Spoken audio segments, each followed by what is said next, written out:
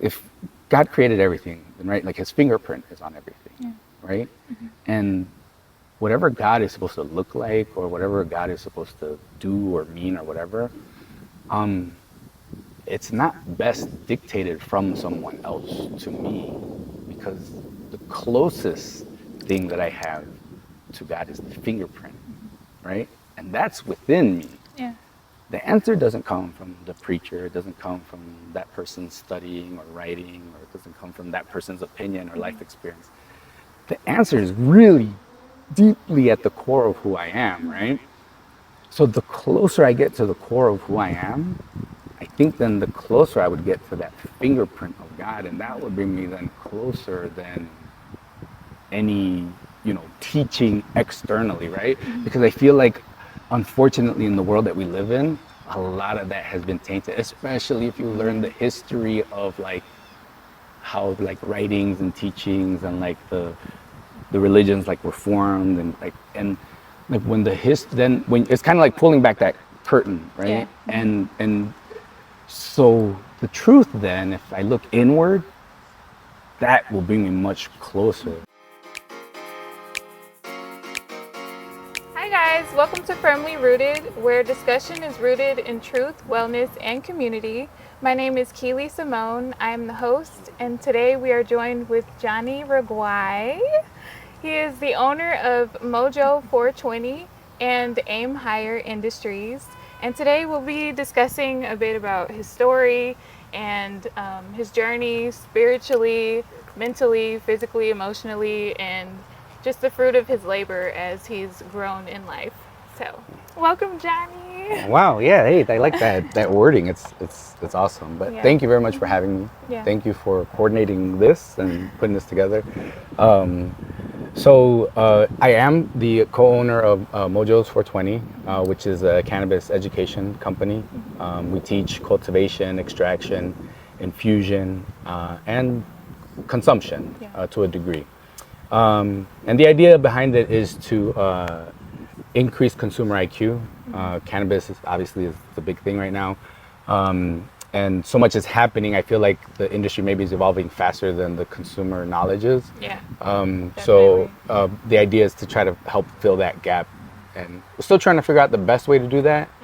But the main idea right now is sharing the knowledge that I do have with regards to those subjects, and to help people understand what I understand, or at least so that they can navigate their cannabis journey better. And then Aim Higher, I'm also the co-founder, and the idea behind Aim Higher, it's an evolution from the philosophy of Mojo's 420. Okay. And it's still evolving. I mean, I think both entities are really still evolving and really like in their infancy, but I'm still trying to navigate what that's going to look like. But the idea is to help people think perhaps differently, challenge themselves differently than what the norms are, or what we consider like normal challenges, and perhaps to change how they perceive life, right? Because I feel like we're told a lot of times, like, right, like you should perceive life through this lens, right? Yeah. And through my journey, right, which kind of brings us to why we're here. That lens for me has changed over the course of my life, and I'm fortunate enough to have the ability and the resources and a network to be able to spend time to analyze it. But I also know that not everybody does, right? And so and that's where Aim Higher is headed, right? And what that looks like in the end, I don't quite know just yet. Yeah.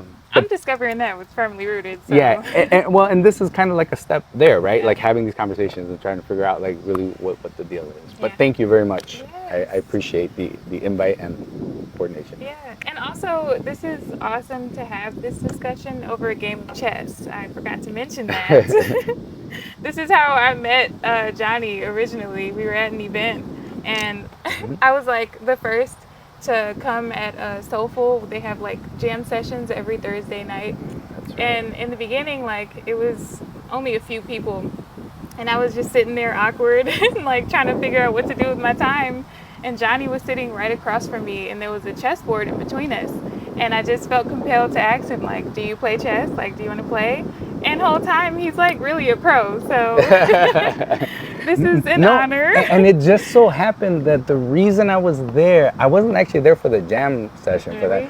I was there to meet Baca to talk about the chess night that we were having there that following day. That's crazy. Yeah, it was our inaugural stoner chess night, and I was there to coordinate some details with God. Baca, and that's how. Yeah, so funny. That's Yeah. crazy. Yeah. Yeah, That's full circle, alignment for full circle sure. moment. Uh-huh. Yeah, for sure. Do you want to talk about your chess nights?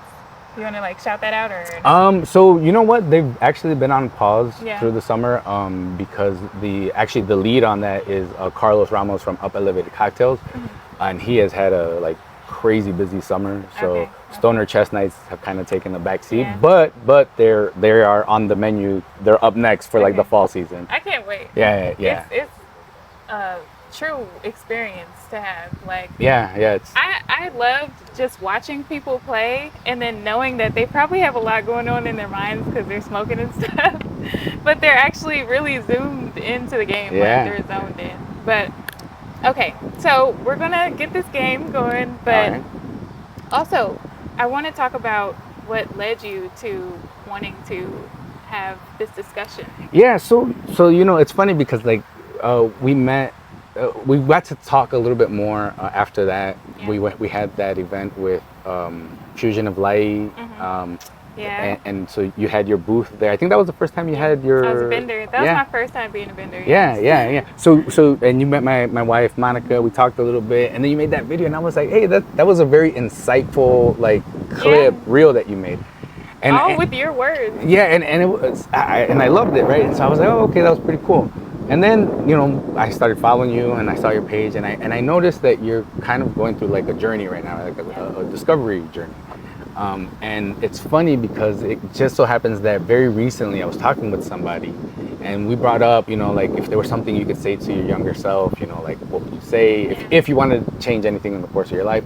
And then how do you think that your younger self would have reacted? Like, you know, would you have been able to get, you know? And so it made me, you know, start thinking. And then, like I said, I saw your page, and I was like, you know, that would be probably the closest that I could get to like having a conversation with my younger self and seeing, you know, like what that would look like.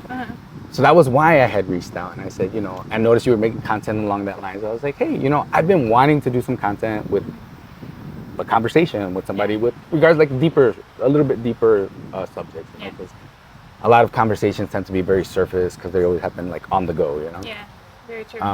So I wanted it to be more intentional, right? So the fact that it worked out this way, yeah, awesome. and this is great. Yeah. This is great. This is a mental game, and we're getting in our Yeah, minds. absolutely. I love this. So, who's going first? that would be you. Oh, okay. All right. Well, so- how about our first question before the Yeah. first First question. What got you into marijuana or cannabis? into cannabis. Okay, Yeah. so my journey into it, I'm not a lifelong user. I actually grew up on the other side of it. I was a dare kid in the 80s. Yeah. Joined the military right out of high school, so doubled down on that mentality, you know, say no to drugs. Yeah. It wasn't until after I got out of the Air Force, and then I went through like my medical evaluation at the VA. You know, by the time everything was said and done, I had like 12 different prescriptions, and I was like, damn, I wasn't even 30 yet, and Yeah, that's crazy. yeah, and I'm like, damn, and it's basically, you know, this is like a lifelong thing. And you know, over time, the conversations around cannabis changed, and I came across an event at a VFW where there was a licensed doctor that could give you a prescription for cannabis to kind of explain the program and all that. And you know, so I felt comfortable enough to sit down and hear what he had to say, and he heard what I had to say, and he was like, "You're a prime candidate. You know, like everything that you're being treated for, you know, through the VA, those are qualifying, you know, things." He's like, "I could write you a prescription," and so that's what kind of let me in. And now I felt comfortable, right? Yeah. Like, okay, I have a license. There's a dispensary. I can go through this process. Was it stuff like anxiety or? So yeah, I mean, it's so mainly for pain management, also for sleep management. But yes, anxiety related to like PTSD. Yeah. And so and then there were meds for the side effects of those meds, right? So I Yeah. think out of the 12, I think 4 of them were for like side effects of like the Wow. other ones. So, but when I did start to smoke, first it was just like to test it out, test the waters, but I liked it. I likened it similar to like alcohol, like the Yeah. buzz. And I struggled, like, I don't know if we'll get to that in the conversation, but Okay. like at a point in my life, like I struggled heavily with alcohol. Yeah. A lot of personal problems, professional problems, like a lot. And and but cannabis was different, right? Like it didn't take me to the same place. It Yeah. gave me the buzz that I liked, and so I started to use it a little bit more.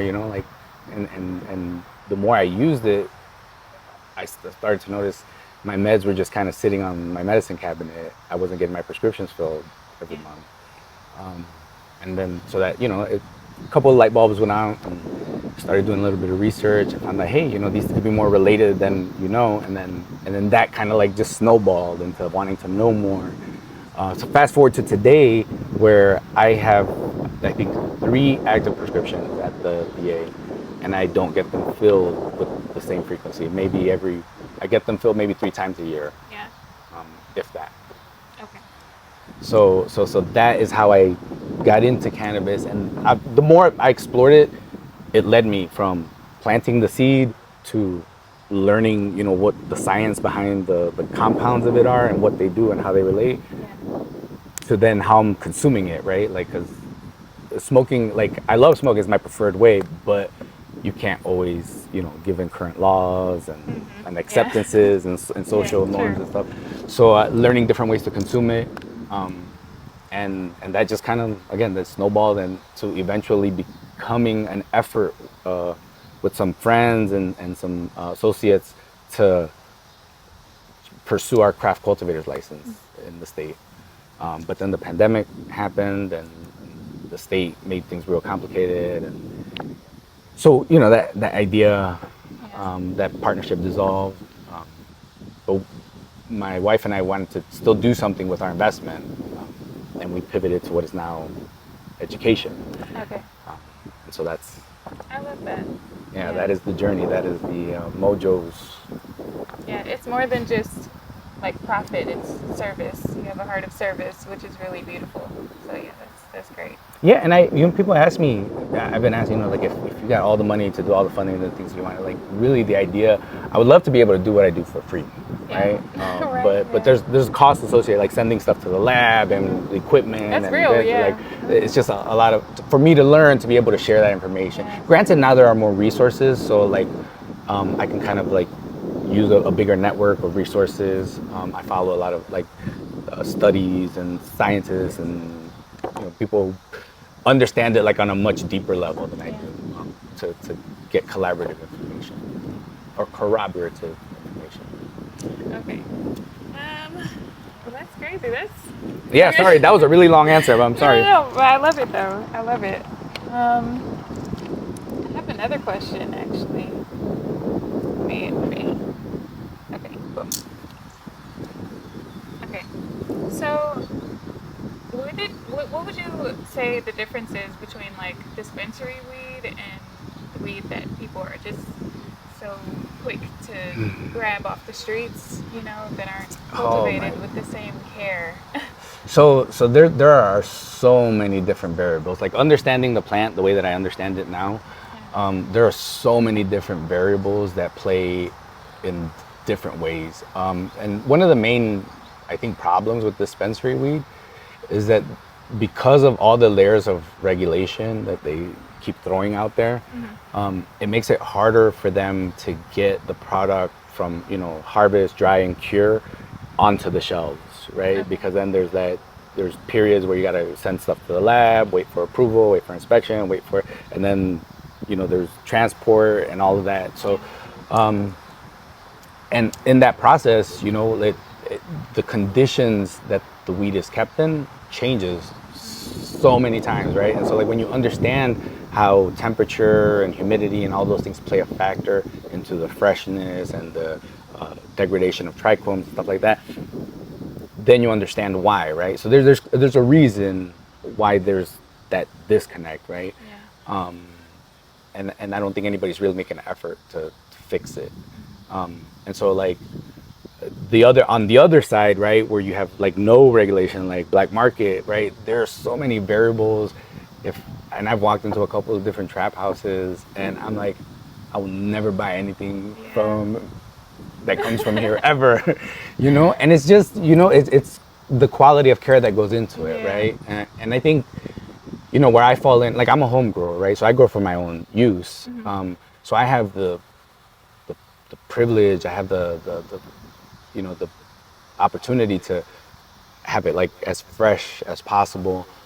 And I know everything that goes into it, you know, like I don't use any pesticides in the stuff that I grow. So I don't worry about heavy chemicals. And it's easy for me to do because it's small scale, you know, as opposed to I understand why they use it when they do large scale.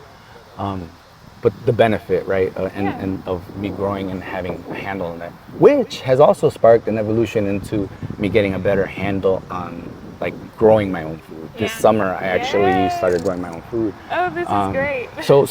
So my one passion has led me now like on a right, because I went through a period where I was comparing, right, dispensary weed. I'm like, okay, my weed, wow, big difference, right? And if there's that much of a difference in something as simple as weed, then my produce, right, and everything else, right? The food. And the more you learn, right, like I don't want to like say too much, right, because not everybody's ready to be plugged from the matrix, right? Like I don't, but the more you learn about how all of that impacts like our lives and stuff like that. So it's kind of like led me on different paths for self-sufficiency, right? And I want to say that that's kind of the idea that I feel like Aim Higher is evolving into, like an idea of self-sufficiency, right? Again, I still don't know what that looks like, but I think that's kind of the driver. That's real. Step by step. That's all you can do. Yeah. That's all you can do. And it's your move. Okay. Oh, don't be too quick to get beat. Well, I guess I'm trying to keep it like a flow. No, I know. Okay, let me. But so while you ponder your move, so the journey that you're on, I know part of it has been a move closer to your spiritual connection, and I remember, and again, this is why I say I like that kind of reflection. So at a point in my life, I was very, very passionate about my faith. Yes. And I actually, before I joined the military, I was studying to be a deacon in my church, right? Really? And so I've always liked just the stories, right? Like the Bible. I've liked all of the things, the things that make you feel good about it, right? And I liken it similar to how when I was younger, I always liked stories of heroes, like Roman mythology, Greek mythology, and so it was like inspiring, kind of in that same way, right? And so it filled me, and I love those stories, and I love learning the background, right? And I think I've always had a hunger to know the background of things. That's good. And so that that made me want to also study like other religions, right? Because like for comparison's sake, right? And then to compare, right, the message and the delivery and how that relates to like recorded history, right? Like to make all the things kind of match. And so like my journey's always been like for knowledge, like just the knowledge of the knowledge that we have, right? Especially I feel like my generation, because my generation, we were just told, right? And then when you asked why, I was like, because I said so, right? Like that was my everything. Like, what is that? Yeah, so my diet, my diet was based on, drink milk because it's good for your bones. I like how you said diet too. Eat, a lot of wheat, but when you learn that the food pyramid was made because it was a way to market agriculture, to people, it's because they had surplus and they wanted, right? So when you learn the stories, and I'm like, damn it, the milk's been messing up my gut for so long. the I didn't even the think about wheat's that. been messing up my gut for so long, Yeah. and like learning, right? Like so that, and then oh, Christopher Columbus was your hero, right? Right. And but when you learn the stories, right? But and then to take it like even a step further, because I was in the service, right? And then when we're told, hey, go do this because of weapons of mass destruction, go do this because of, right? And then when you're there, and then right in hindsight, and then you're like, it's eye opening. Like, wait a minute, was I the bad guy? Wow, You I know? couldn't imagine. Mm. It's wild. So those things have led me to like a continuous state of like exploration or wanting to know, right? The why behind the why, or the what behind the why. And so fast forward to today, right? Like I'm not really religious, not really. I'm agnostic for lack of a better term. But I understand, right? I understand the utility. Agnostic. What is that? Like I feel like there's a bigger energy. Like there's an definitely an interconnectedness between things. Yeah. But whether that interconnectedness is governed by like some divine, right? Yeah. And I understand interconnectedness more from like a cultivation standpoint and with regard to nature, right? And that again, because my mind is constantly wanting to like dig out and explore more, I see it, right? Like in all of those things, you see the interconnectedness, but I feel like it's not the way people think it is, or it's not the way we've been told it is. Kind of the same way how like I found out milk is really not good for me, so why am I struggling so hard to put milk in my body? Crazy.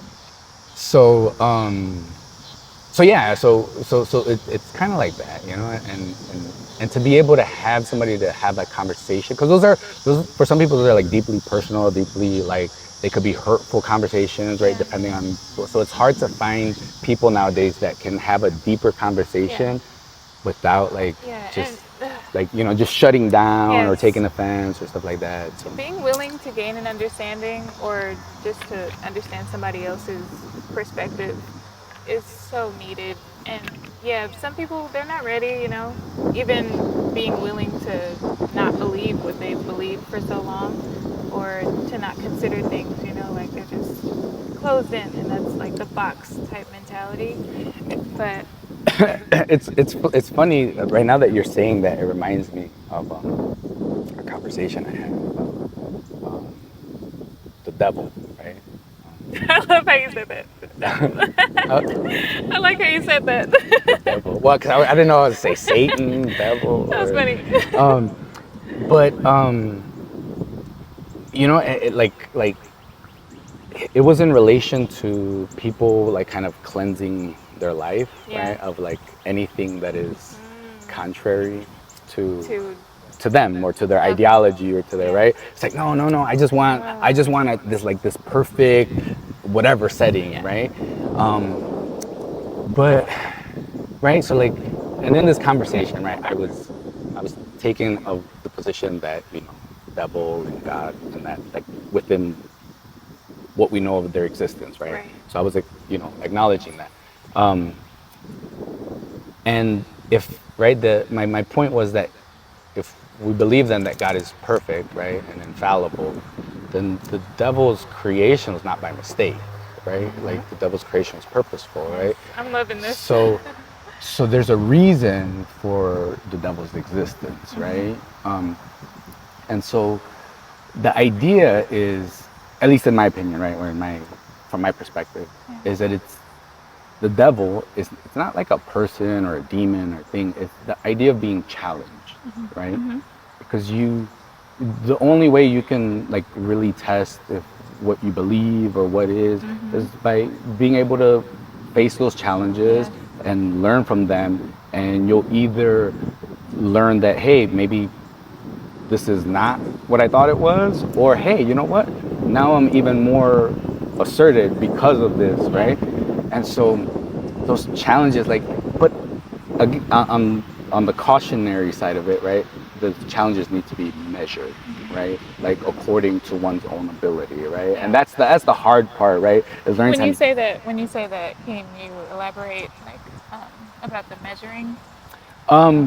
because you don't want too much challenge, right? Yeah. It's kind of like going to the gym and say, oh, I want to be, all buff, and I'm gonna start with bench With the pressing heaviest, 500 right. pounds. Like no, that's not how it works. True. So it's got to be measured, right? And that's what like kind of life has taught me, right? Because look, I started life very fast. Yeah. I was married by the time I was 17. Okay, I had been to 2 different wars, and I had 3 kids by the time I was 23. You know, and so life happened very fast, right? And so I learned a lot in a small You period experienced of a lot. time, right? And it's not from like, I don't talk from a place from like, well, in theory, right? I'm talking from a place like I've been there, like I know what that is. And so, like, how did I get here? We were talking about. I asked you to elaborate on the measuring. Ah, yes. Sorry, No, you're fine. sorry. Cause I was going in. That's A, what I was happened with definitely, me yeah, I when was I definitely going in a respond. different direction. No, so what I learned is that all of the things I challenged myself with throughout my life, when I failed, it wasn't always so much that I couldn't handle the challenge, is that I put too many challenges on my plate at one time. And so like that's kind of what I've learned. Like now in my older, wiser self, right? It's like measure how much progress I'm expecting of myself, because that's the other part of it, right? Like life, depending on your experience, right, it's gonna put like a whole lot of expectation on you from the time you're born, right? Like your parents, your family, and or if not, whatever environment you grew up in, your teachers, your religious leaders, your government leaders, your partners, your like all of these expectations. So before you're even able to like decide who you are, what you want, what really fulfills you in life, you're already trying to make everybody else like, to some degree happy. Yeah. And that's why I feel like I made all the decisions I made in my life at a certain, at those times, because I was trying to satisfy like all these expectations or obligations, right? And that's overwhelming, like all the like eventually, right? Like for maybe you can sustain it for extended periods of time. You may even feel somewhat successful because you're reaching those expectations and goals. So. And so that like experience and then right, because have you ever made it to the top of a mountain? Have you ever Like physically, literally? yeah, or a summit or something? Have you ever like reached the goal? A hill, right? yeah. Right? Okay. What happens next when you get to the top of the hill? Where do you go from Make there? it back down. Yeah. Right? That's where you go. So like what I learned then, it's not really about getting to the top, right? And in fact, you should never actually feel like you made it to the top, because if you ever really feel like you made it to the top, get ready, because Seriously. now you got to get ready. Now you got to get ready for that part that comes next. You got to go That back. made me think about. Sorry, I didn't to cut you off. No, you're good. There's so much bottled in. But that made me think about like the cup being full, like your cup being too full to be able to receive more. Like when you have that expectation and that's the only thing you're trying to reach and you're not open to learning that there's more, you get awakened to that truth when it tips over, because it will. You must make room because there is more, and you will wake up to that either with a rude awakening or through being humble and realizing there's never like an end goal. Like there's always higher, which is why we should aim higher. Love it. But yeah, but like that's you will realize. That's why when you said get ready, I'm like I just saw the cup tipping over because I was thinking about this movie that I saw. I think it's something Hidden Dragon. Do you know? Crouching Tiger, Hidden Dragon? No, not even that. Forbidden Kingdom. That's the movie. Okay. And it Jet was Li, this guy. right? Yeah. It was this guy. He needed to learn, I think, kung fu or something real quick because he had to protect the staff. but he just wanted to learn and not, go through the journey of learning all he needed to know while he was there, learning his enemies, learning the strategies to fight against it.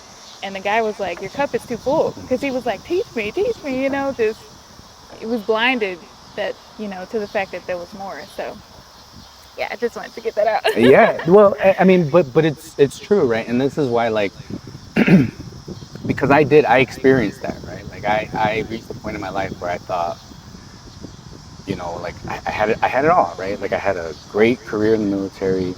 I was married. I had 3 kids. I had a house. I had, good paying job, retirement, all of that.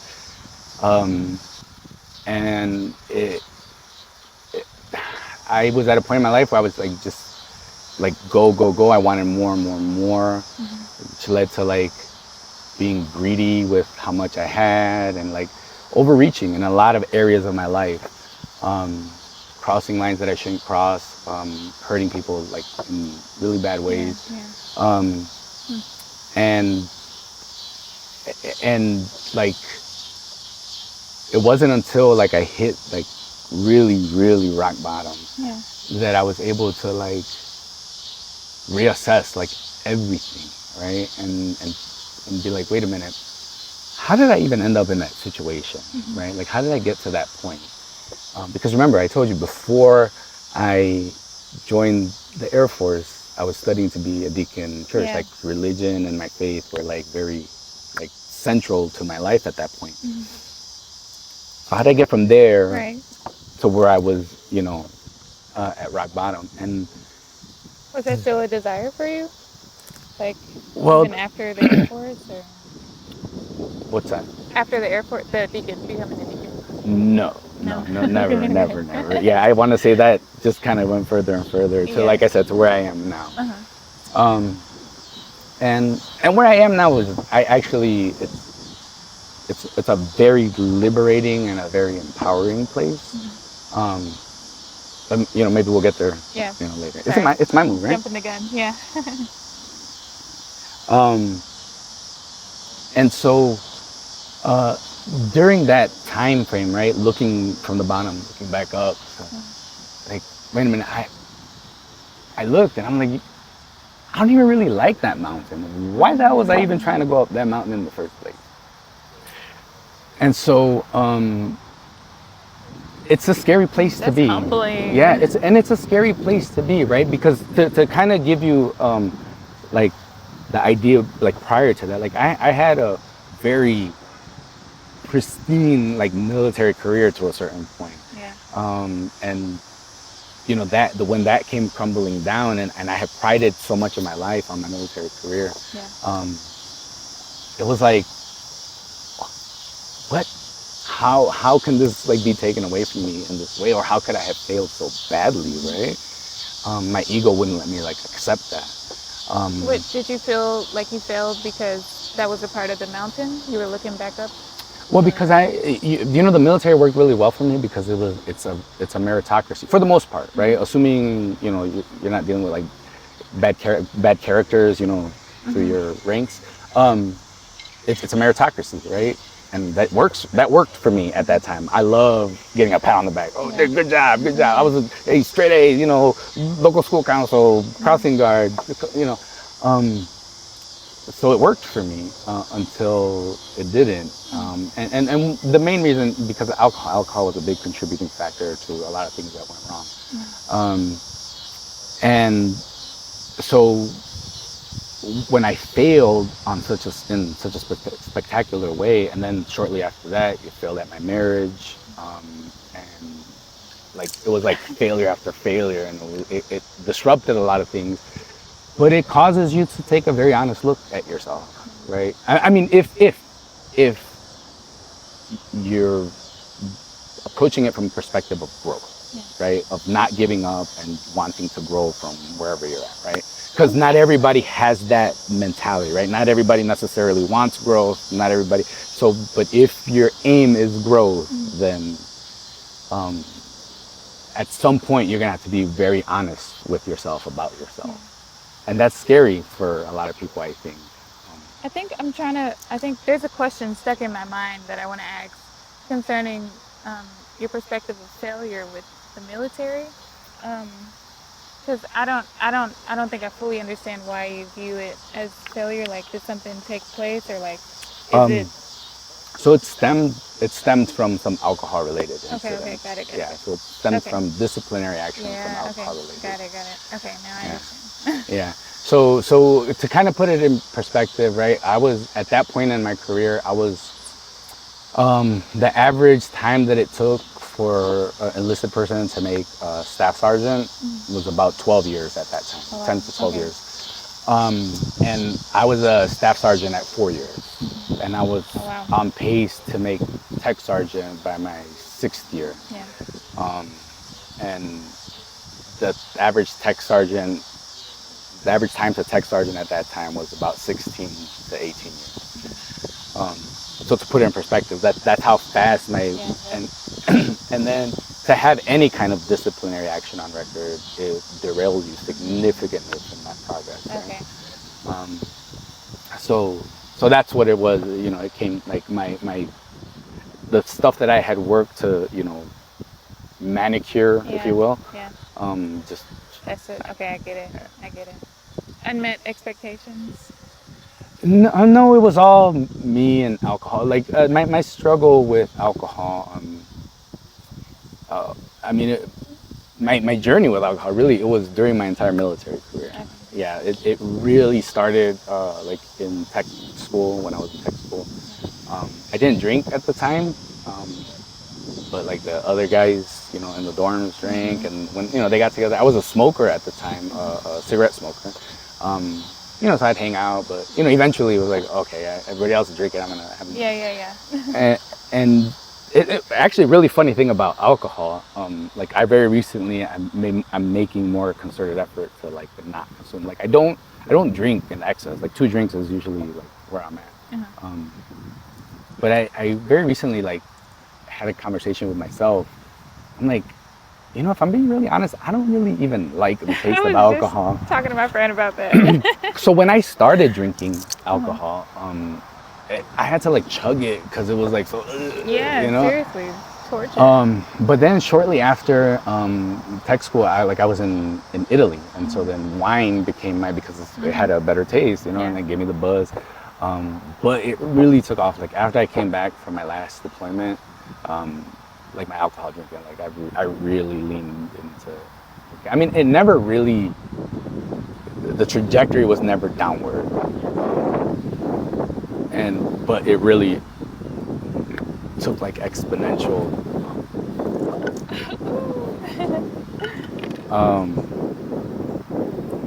And is it gonna survive? I don't know. Let me just shift And I'm still listening. it was really my way of like coping, with I was a gonna lot of ask stuff. you that. Yeah, it was really, and it was easy too because everybody's like, oh yeah, you earned it. I was going through a lot of stuff, and then it was my way of like forgetting or like easing like a lot of stuff. But very recently, I'm like, so the only reason I still drink, is mostly out of habit. Yeah. Mostly out of like in every social setting, right? Like I'm hanging out with my friends. Where we're hanging out at the bar, where we're hanging out at some wine bar or a restaurant, and I can't smoke weed in there, right? So it's like, yeah, sure, I'll have a glass of wine. And so I'm like, there aren't really, which is why I like the idea of consumption lounges, right? Like I still feel there's a long way to go in the evolution of what that could become. But I feel like that, having alcohol readily accessible anywhere, I just do it out of habit because that's the setting. I think a lot of us. Like the only real thing that I like about alcohol anyways is the buzz, right? And weed satisfies that for me. And it satisfies it in a much better way. So back to the question, well, why am I drinking, alcohol? So recently I made a commitment to really getting it like out of my life. Again, not because like it's an addiction or anything like that. It's just I don't need it, right? Right. Like now that I understand the poison, right? Because now that I have more conversations about weed versus alcohol, I'm like, the alcohol, my liver enzymes, when I went to go get my life insurance blood test, they told me, no, you're gonna pay more because your liver enzymes are elevated because I was drinking alcohol. Just like, not necessary. yeah. So I'm like, Unnecessary. and so now, and it takes work, right? Because I'm trying to overcome, 30 plus years worth of, Drinking? habits, Or bad Yeah, habits. And so drinking, chief among them. But it's not impossible, right? Like I quit smoking, like cigarettes, right? Like long time ago, right? So it's not impossible. and so but my diet too, right? So like these are disciplines that I've learned, right? And this is really where like weed comes in, right? Because weed has really helped me reach like a place of balance, right? It's a place of balance mentally, emotionally, physically, where I can listen to my body better, respond to what it needs more, and the same, my mental health, my emotional health. It is a tool to help me like hit this reset button, and then I got to put in the work from there, right? Like I got to set my goals or my, once I'm rebalanced, because the world's full of distractions to keep you off balance, like all the time, right? Whether it's financially, emotionally, mentally, like you name it. There's so many things going on at any given time, and I have, for better or worse, been in a wide variety of situations for extended periods of time, very isolated. Yeah. And those extended times of isolation have afforded me time to reflect. So it's good you use your time reflecting, because with that you can have a lot of idle time, and that's when those habits will start to manifest. Yeah. And trust me, I've had so much time in isolation, away from like distractions, that I've traveled to very, very incredibly dark places in my heart and in my mind. So there's a caution with that too, right? But time alone, time reflecting is, because if you can't take that time alone away from distraction to be honest with yourself, and everything else is more important than you or time for yourself, then I don't think you're making the best use of your time. And that's just because I really believe that the more you invest in you and your evolution, the things that need to feed from you will naturally be fed, and they'll be fed better because you'll be healthier, because you'll be better balanced. But that's hard for a lot of people to accept, because it's like, no, that's selfish. Me? No. My kids, my husband, my that, and the proof, at least for me, has been in what my actual experience has been. Rather than try to tend specifically to everyone else's expectation in my life, the hitting that rock bottom showed me, first of all, this is maybe the silver lining of hitting rock bottom, is when you're there, you will find out for sure who your friends are. You will find out for sure who your supporters are. And that is very valuable, in that it will allow you to cut a lot of fat out of your life. And that by itself is so immensely liberating. And so there's something to be learned even from, all my worst experiences, there's value in them. Even being at war and getting bombs dropped on you, 24/7. There's something, that I was fortunate enough to survive, right? Because let me preface that by saying I didn't survive because I'm like some special, skilled. No, it was all luck. But that experience, right, and having the ability to take time in isolation to assess that experience, right? And it's hard. I think that's also why, a lot of people don't want to do it, because you will see some dark times in that isolation. It's just even the time to know what you need healing from and why you're coping, because I actually want to make another series titled First Ask Yourself Why. And, I wanted to ask people questions about just things we've normalized that actually are coping mechanisms that are so unhealthy. Yes. And we do need to ask ourselves why we do the things we do, even these habits, because clearly there's a need of healing, but we don't take the time to consider what we need healing from and how to actually healthily do that, because we want things to be fixed so quickly that we'll go to those quick solutions. Like for me, smoking was one of those things, drinking was one of those things, just lustful activity was one of those things, and it was needs for validation and just a need to feel something. And it's like, what am I trying to feel? Like, what am I seeking here? What am I feeding? And in order to make myself feel satisfied in this way. But I never felt satisfied because I actually had to keep chasing this thing. And it was I want to say medicine, but I don't know if I want to say medicine because medicine can lead to healing. But it was I guess, I want to say a temporary solution. I'm trying to compare it to something like a Band-Aid, I guess. Okay. But I wasn't actually being healed. The wound was still open and it needed surgery for real.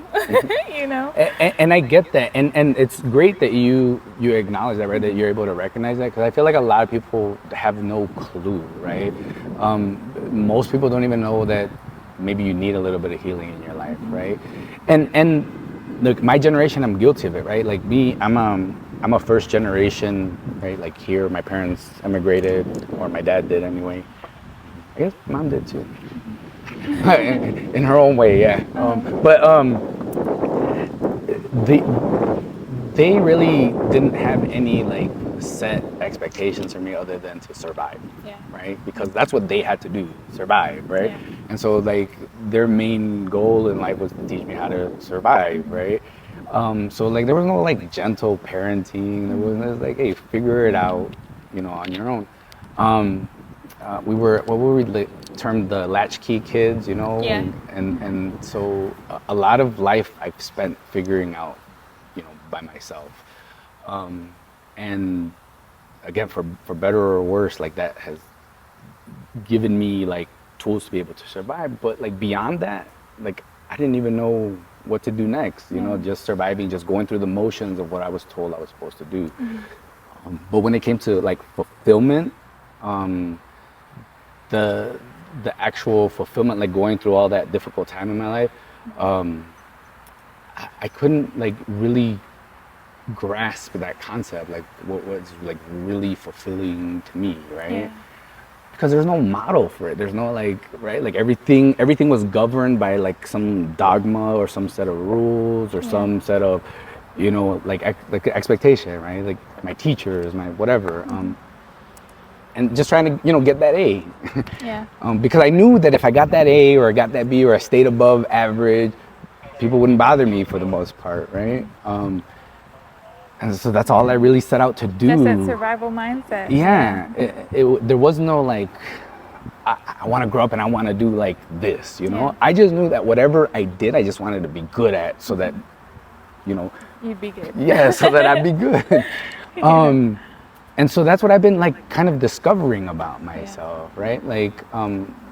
I feel like I've lived a very full and a very varied life, from success to failure to everything in between.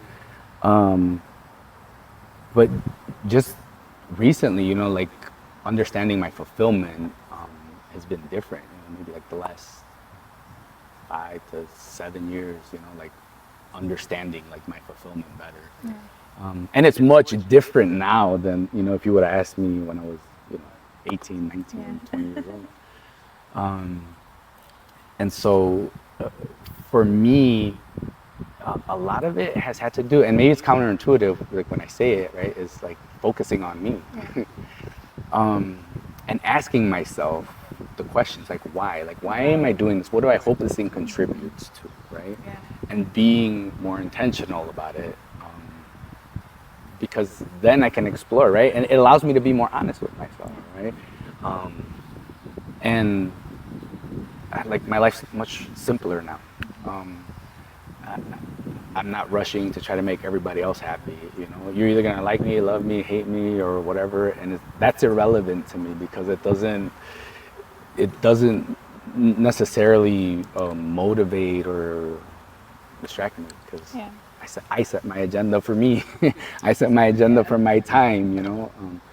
So what I've done really, my aim has been, where do I spend most of my time? At home, right? And home should be a place where I can find peace. Home should be a place, right? So I've been more intentional about making my home my Eden, if you will, right? My paradise, if you will. And I think, up to now, like we've been doing a really good job of cultivating. That's why it's hard for me to like leave my house, right? Because it's like, if I get out of my house, I better be going to something that's worth it because I got everything I need right here at home. No, seriously. Like there's nothing that I need out there. And with so much going on in the world, right? You can just be driving down the street, anything can happen, right? Yeah, you have to be so intentional these days. Yeah, Ooh. it better. So I'm more purposeful. Like when I spend time doing something or hanging out with somebody, like it's because there's value there, right? There's value in that relationship, and I'm not no longer of the mentality of like I have to do everything for everyone or I have to save everyone or everyone's good or like no, it's like truth is what it is. People are gonna be what they are, and that's cool. I'm gonna continue to do me regardless of whatever, That's healing. Yeah, it's like okay, whatever. That's a you problem. Deal with it. Good luck. But me, and because it's fun and there's so much to learn. Yeah. And there's so much to unlearn first, Ooh, right? Yeah. And then you have to fill it with something, right? So then that's like the emptying the cup. Yeah, but I'm creating it from nothing, right? Because there's no model for me to tell me what is fulfillment for Johnny, because fulfillment for Johnny is different from what it is for Keely, for what it is for Nico, for what it is, right? For everybody. Yeah. And so, like, that's the idea of like what I want to like maybe encourage, inspire is like, maybe it sounds counterintuitive, but looking inward, right? And even if you were to say, take it deeper and you want to make it more spiritual or more like a religious thing, right? And this is something that I want to say I had an idea for like back when I was young. I just didn't know how to like articulate it. And that's that, right? If God created everything, then right, like his fingerprint is on everything, right? And whatever God is supposed to look like or whatever God is supposed to do or mean or whatever, it's not best dictated from someone else to me, because the closest thing that I have to God is the fingerprint, right? And that's within me. Yeah. The answer doesn't come from the preacher. It doesn't come from that person studying or writing, or it doesn't come from that person's opinion or life experience. The answer is really deeply at the core of who I am, right? So the closer I get to the core of who I am, I think then the closer I would get to that fingerprint of God, and that would bring me then closer than any, teaching externally, right? Because I feel like, unfortunately, in the world that we live in, a lot of that has been tainted, especially if you learn the history of like how like writings and teachings and like the religions like were formed and like when when it's kind of like pulling back that curtain, right? And so the truth then, if I look inward, that will bring me much closer. The unfortunate thing is there's so many layers out here from like our life experiences. It's like, that's a daunting task. Yeah. And I think that's a more daunting task than going to outer space, And you would think, right? It's right here somewhere. It's crazy. I'm gonna try and figure out how to bring this all back. But from what you had just said about how my journey might not look like yours, or the process of that fulfillment, that's also how we can come together and have these conversations with that understanding, and there's so much I want to say. Like, even when I came to my journey with God, it started off very religious. And when you started off talking about breaking away from all those things that go against the belief, I was like that. Like, I would desperately just cut off all those things that I felt would basically condemn me, you know. And I started off with feeling condemnation to feeling conviction, but that was a process of learning God more and just learning love. But so the understanding that our processes don't look the same allowed me to be able to sit with other people who were doing the things that weren't good for me because I don't know what their journey looks like, you know, and vice versa. There was something else I wanted to say. And I think I wanted to connect that to the fact that people who don't realize that, you know, have the box mentality, and that is how it is hard for us to even learn more about truth because it's our experiences that help us to identify that fingerprint, you know, because even learning, you can sit in church and listen to the pastor preach and you can read certain things, but it won't make sense to you until you have the experiences. That's how it connects. That's how, you know, you're able to build on an understanding.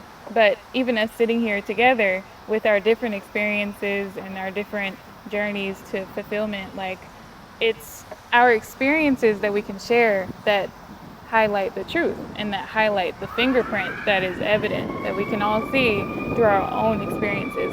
And it's crazy because all we have is our experience, you know? I will never be in your shoes, and I think that's so tripped out. Like, I will never be in your body, I'll never have your experience, I'll never see through your eyes, you know? So all we have is our experience, and there's nothing else that you can. Oh my Let goodness. the ambulance pass, guys. Yeah, there's nothing you can do to change that, you know? So it is of utmost importance to have that self journey of discovery and not um, not allow anyone else to take away from what you've learned and what you know to be true from that experience, but still also being willing to experience more. So yeah, Well, just put a cap on that. well, because it's right. It's about growth, right? Yeah, like yeah. like, and this is why, like, I look at nature, right? Like, just look at nature, and what does it do? It just does what it's supposed to do. The only way it's manipulated is by something external, like Yeah, us, exactly. right? Like, we Yeah. come and we can destroy it, but if you look at it, right, and I've learned, like, as a cultivator, to look at it differently, right? Like, the bees and the utility of, like, insects, right? Like, Yeah. rather than instinctively go and squash it, right? Right. It's like, no, you have a purpose, you know? Yeah. Maybe you're in the wrong spot, and maybe, like, you know, I'm creeped out, but let me try to guide Right, you, yeah, right? yeah. And so, like, understanding, like, how, like, all of those things work together, and, Yeah. like, overcoming, like prejudices or preconceived, like, whatever, it's fun. I feel like it's fun in being, and it, again, understanding doesn't always mean that we have to agree. It just Right. means understanding, Yes, right? exactly. And so, like, I feel like that gets lost a lot, like, right now in the world, especially, right? Like, it's an election year, and then there's like this political divide, and Yeah. of what we've seen over the last few years.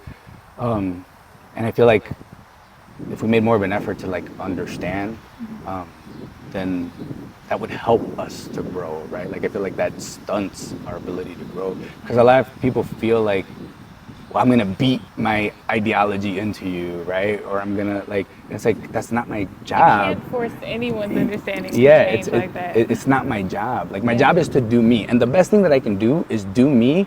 And if I'm doing me so good and so great, then it will inspire you, Yeah. and that's it, right? That's really Very how it true. should work. Yeah. It shouldn't be. It shouldn't be like, no, you have to, right? And this is like again, bringing, like, the government into it, right? Like, trying to beat, like, an ideology into your people, like, Yeah. by force.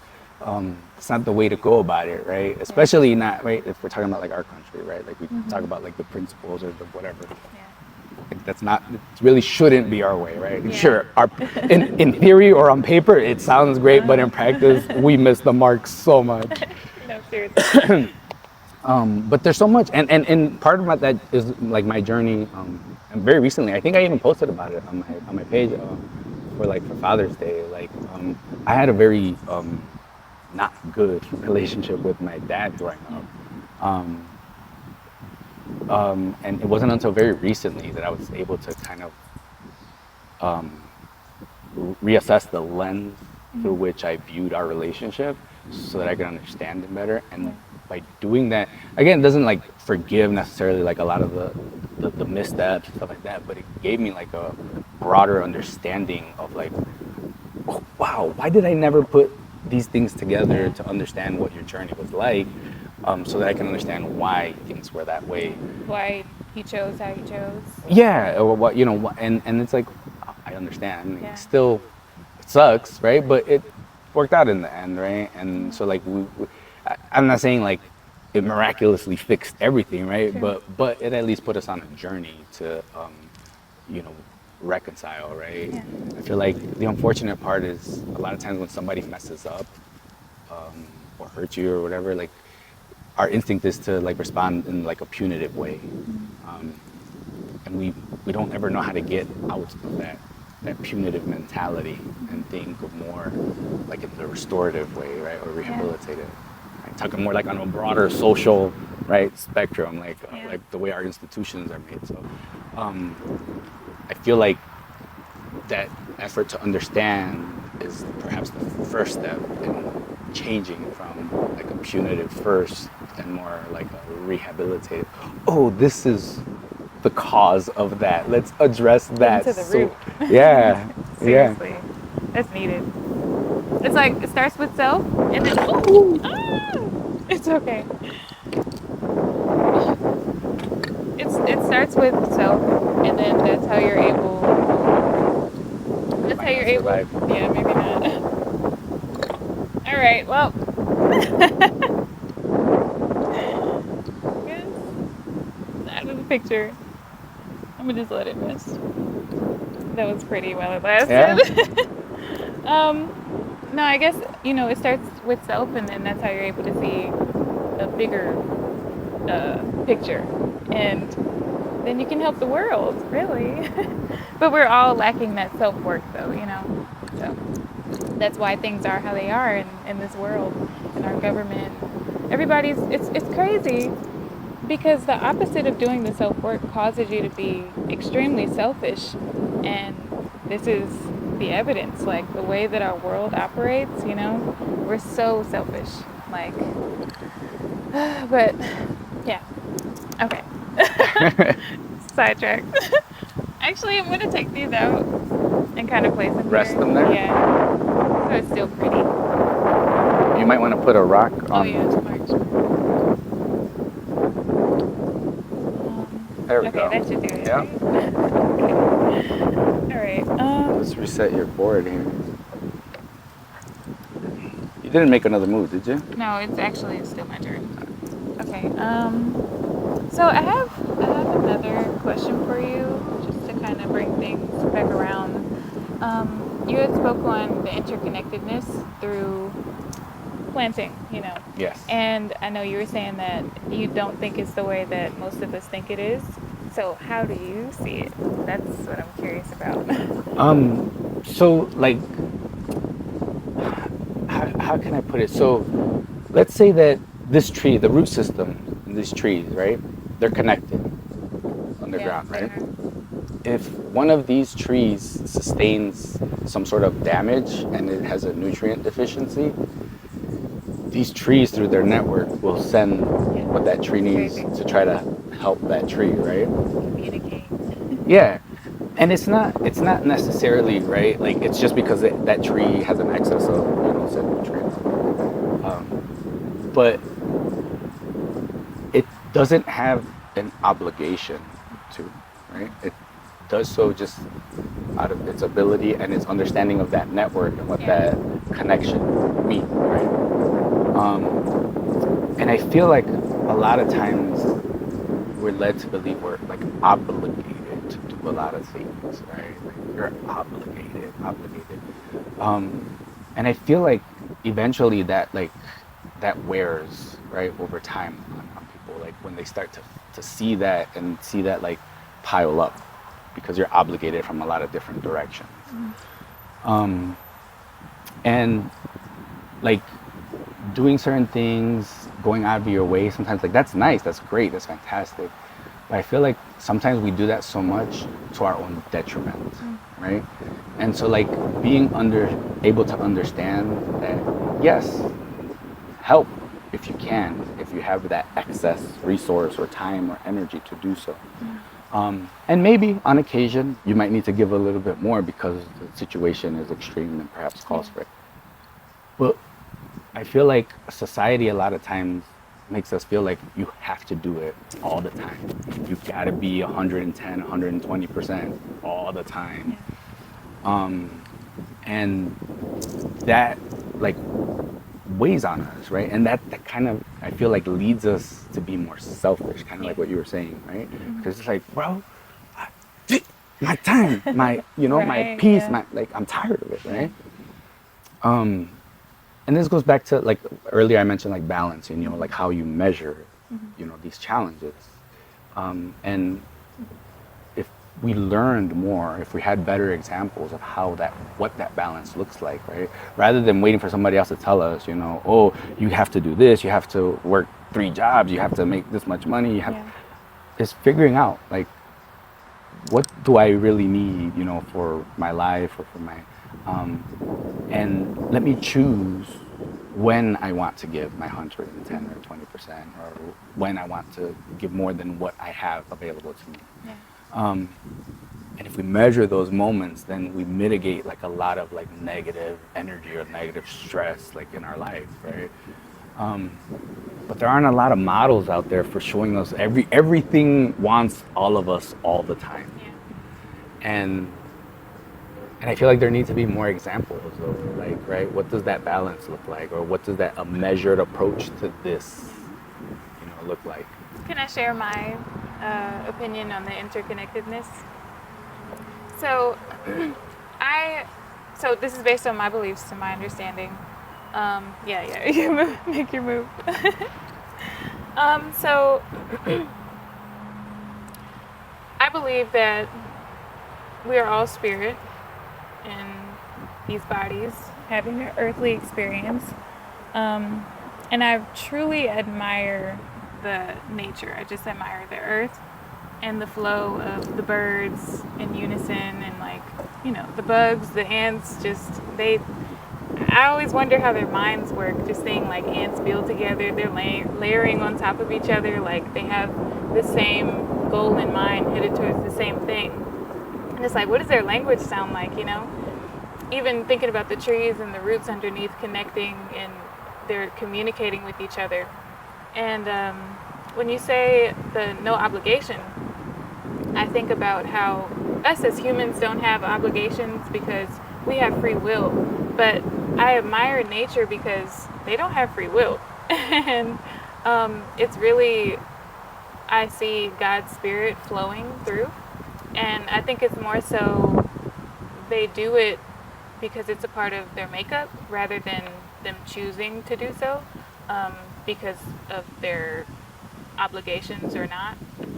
So I think that even connecting to the selfishness, there is a natural flow in nature for nature to support one another, like all species. We're all like, connected. Life is connected. There's a circle of life where even the tiniest insect is giving us life in some way because they're here for a reason, So with us having this free will, we feel like we're not obligated to help one another because we're selfish. But I think that goes back to us not knowing the language of God within us, that fingerprint within us that does call for us to support one another naturally.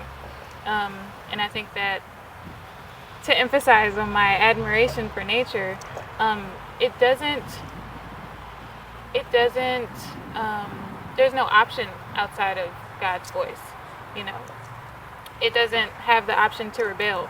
It just naturally flows. It's naturally in obedience to God's order.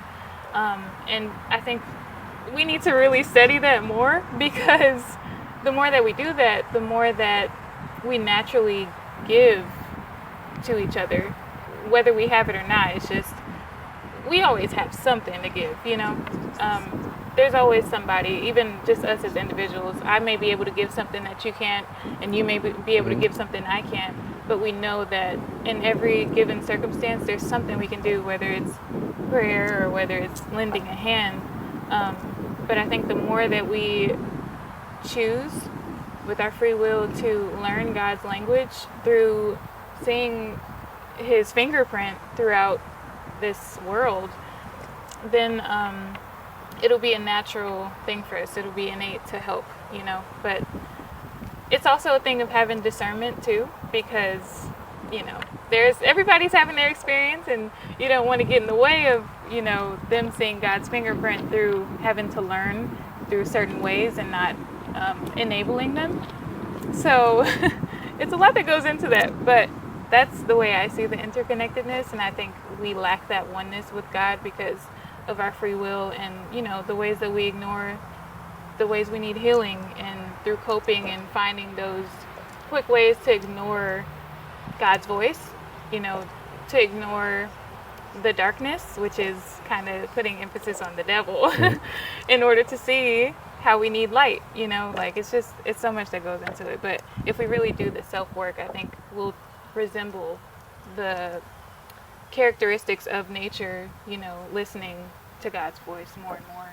But it takes more training for us because we do have free will, and we have the ability to rebel, you know, and be selfish and please ourselves and cope, and, you know. Well, I mean, it's what we're taught, right? Like, so we're taught to feed, we're taught to feed into the distractions from the time we're young, right? I mean, if you think about marketing, think about, right? Like, we live in a consumer world, right? Like, we're taught to, what's Beyonce or Taylor Swift doing, or what's, you know, like, and if we look, all that time, energy, and money that we spend on those things, right? Like, if I go back and I tally up how much I spend on alcohol, going out, partying, whatever, and that's a big tab. I'll tell you right now, that's a huge tab. And what I could have done if I had invested that in something else, right? So we're taught to be like dependent on consumerism, right? Like so most of us don't know how to grow our own food, right? So like if supply lines ended, like how they almost did during COVID, like for an extended period of time, how would we eat? You know, because the food at Jewel is eventually going to get rotten at Mariano's and whatnot, right? We don't have those skills, so the system is designed for us, right, to be distracted from day one. And so that's the hard part, right? It's like, how do I stop my addiction to this distraction, right? Like I struggle, right? One of my biggest health struggles is sugar. Like, I'm so super addicted to sugar, and it's such a struggle for me to deal with that, you know. But I make a concerted effort, you know, to like have less of it available in my house, and you know, it's not perfect. That process isn't perfect by any means, you know. The entire journey, it's like up and down, up and down, up and down. And that's where like we need to like be able to have grace for you know, for ourselves or towards ourselves, and allow that, right? Because I feel like if we always think it has to be like this perfect, you know, trajectory, and I feel like if we don't give ourselves grace for those times where we slip up, like we get stuck in those moments, right? And we look at like, oh, I'm a failure, I didn't do it, or, you know, or even worse would be like if we shared, you know, that struggle or that journey or that challenge with somebody, and then they throw it in our face and they say, oh, I thought you were, you know, whatever, right? And so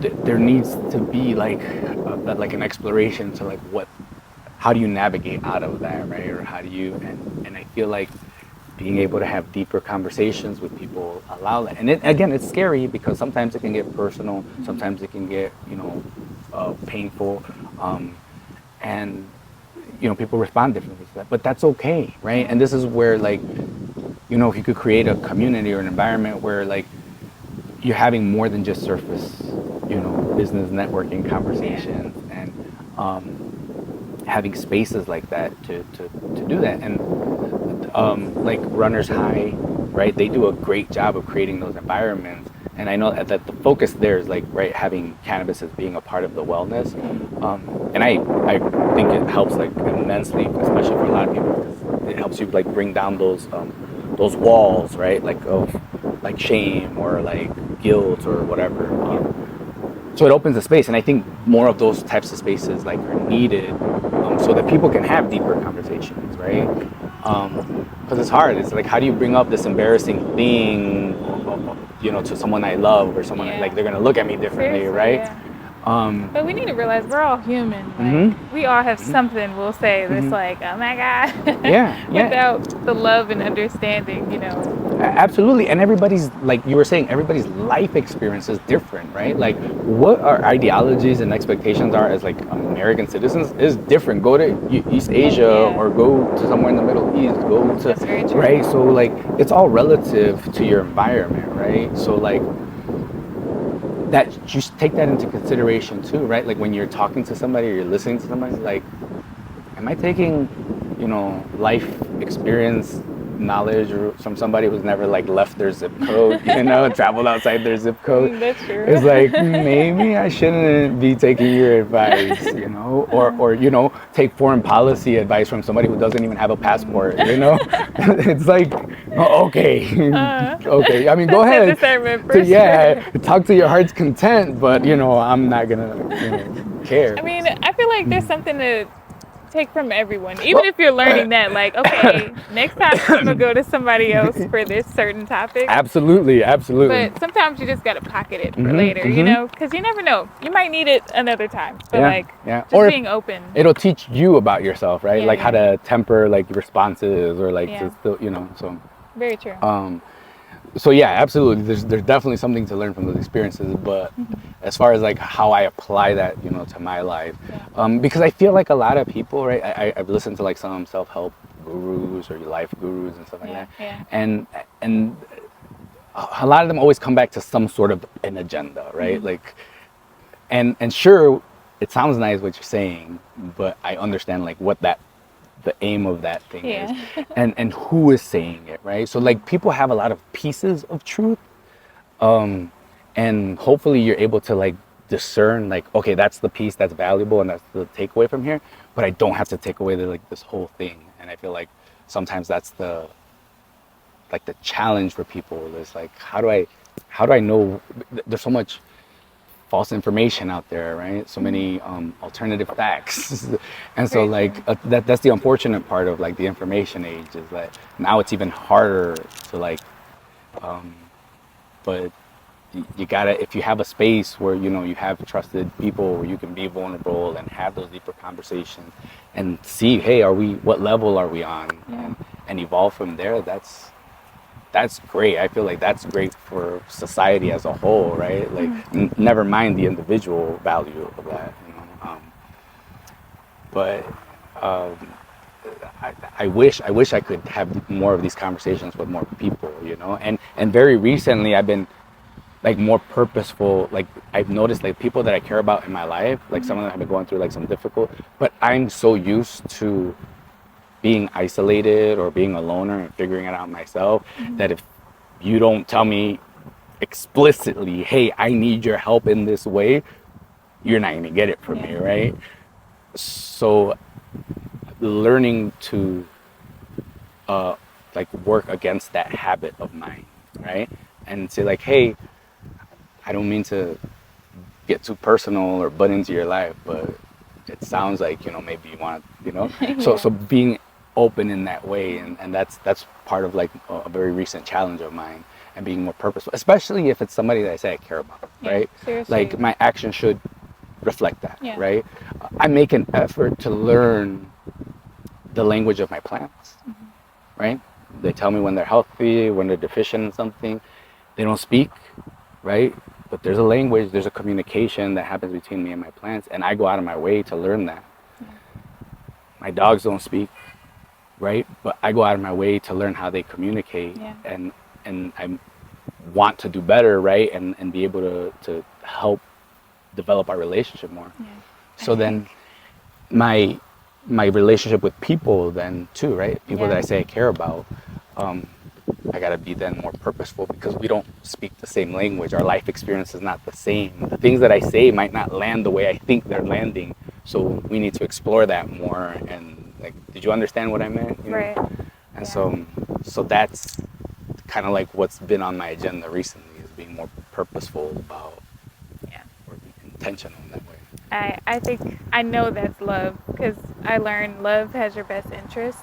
So, yeah, that's taking your time to learn that language so you can give them what they're in need of. That's love. Yeah. But so we're coming to a point where we need to wrap things Wrap it up. up. But I would love to do a part 2 with you because I know there's so much more I personally want to say, and I know there's so much more we can talk about. But for the sake of closing this out, would you want to do like a quick speed game? All right. Let's try it. So it's Let's my try turn? it. Okay. It would be really quick.